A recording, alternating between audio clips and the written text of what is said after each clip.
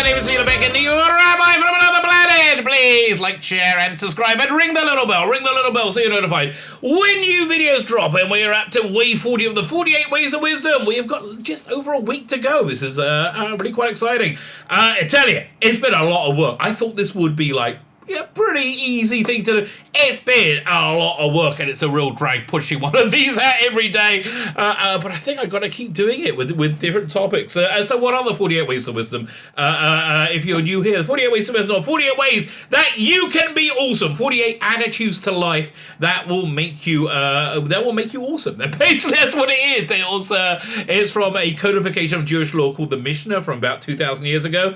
There's a teeny tiny bit inside it, like this tractate called Pirkei Avot, Ethics of Our Fathers. It was massively expanded upon by Rabbi Noach Weinberg, of blessed memory, my rabbi, the rabbi who set up many rabbinical seminaries actually, but this one, Aish Torah. He was a bit of a rebel, like back in the time. The idea of doing Jewish education for people who aren't religious was like unheard of. Like, who would do such a crazy thing? Now it's like a major. But at the time, he was the black sheep of the religious world for most of his life, and he kind of remained so, up until he passed away. But I was like a bit the rebel. That's just me and you. Anyway, so this is his thing. He was a genius, man. This guy was an absolute genius. It was sometimes, and this is not one of the 48 ways. Well, this isn't this 48 ways of wisdom. Sometimes, you are lucky enough in life to hang out with great people. It's just good to do that. And it really is, because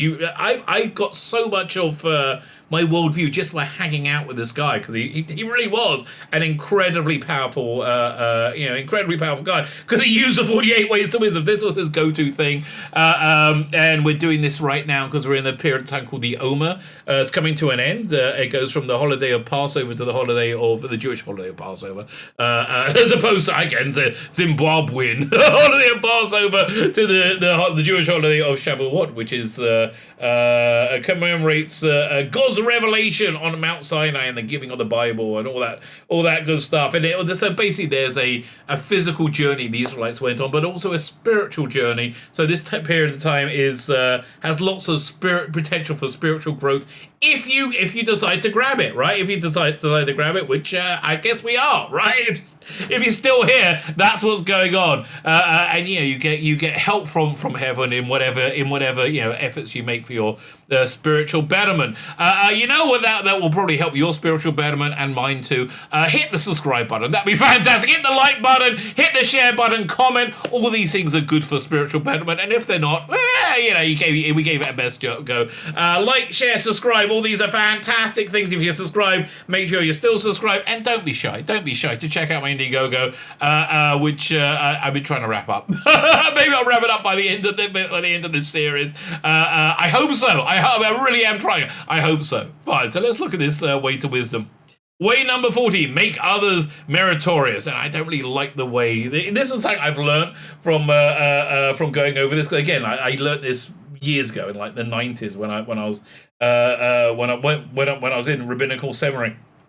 I really haven't gone back to it for a good decade, right? So this has been my first time going back to it, and it's really out of date the way it's written, right? It's really out of date. So the Hebrew for this way to wisdom is called Machria Lekaf Zchut. So judge people, Machrio, judge people on the side of merit, right? And this is all important, and this is something that's human nature not to do when you don't like the person, right? And honestly, this is what I've noticed about the 48 Ways to Wisdom. If you just look at what the Twitterati does, do the opposite. When they don't like somebody, when they've done anything they feel is slightly wrong. Let's say J.K. Rowling, who wrote Harry Potter, came out and said, "Listen, I think being a biological female is reasonably important, right? It maybe as important as being, female by choice. Shall we call it? Yeah.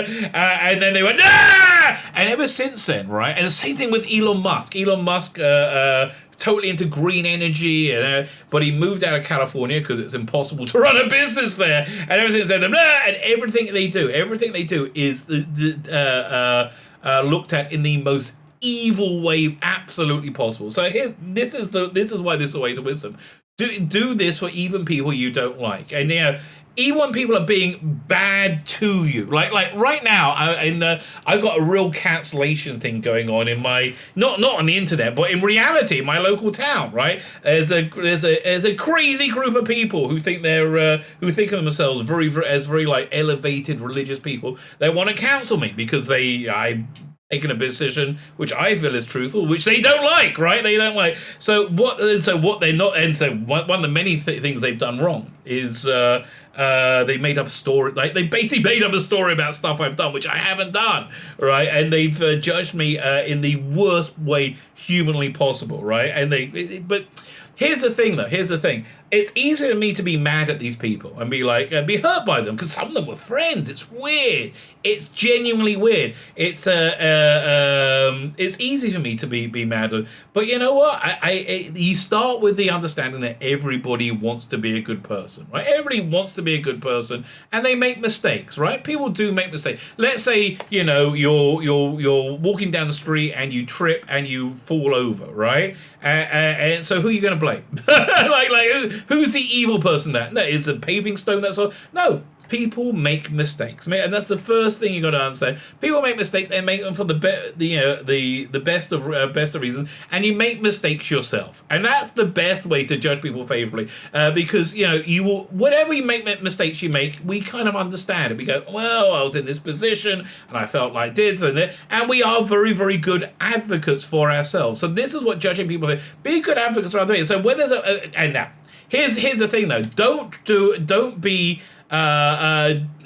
say things you don't believe, right? Let's say, these people who are trying to cancel me, right? They don't go, no, I don't believe it. They're not doing it. I know they're doing it, right? I know it's happening. I know it's going on. So I think there are certainly some bad apples there who have acted, inappropriately. But again, even them, I think everybody has motivations in their head. Everybody has reasons in their head why they think they're doing the right thing, and they're making mistakes, right? That's really the way that you got to look, because you make mistakes, and there's no human being that has never not made mistakes. And look, I'm a religious guy, right? So I look at the biblical figures as real people, right? And as in the Old Testament anyway, there's no figure that hasn't made mistakes. Even like Moses is the guy that us Jews think is like probably the pinnacle of it. And the Bible goes to great pains to show how they made mistakes, right?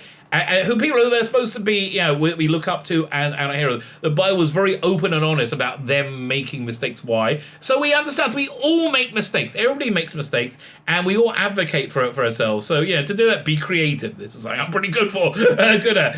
Search for solutions. Be determined not to stop until we succeed. Yeah, you got to you have to find a way of judging people favorably, because again, most people have most people don't do anything trying to be evil, right? Some do, but they're the minority. Most people are like, let's say, your people are very into authoritarianism. This is why most dictators come into power, right? Because people feel that by sticking to authority, it makes everybody safer.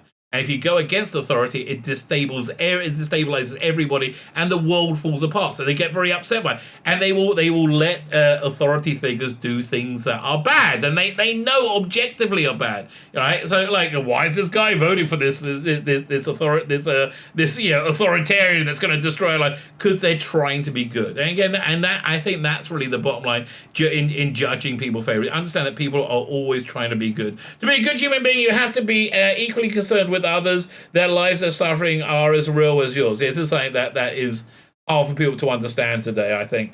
When we're helping others, our minds are objective and functioning well, then we can do the same for ourselves. That's reasonably true. Don't suffer humanity's problems. Instead, find a cure. Say, we just gotta lay down and die. No, like there's a solution to everything, and even if you can't find it, it's still the search for it is what's the word I'm looking for?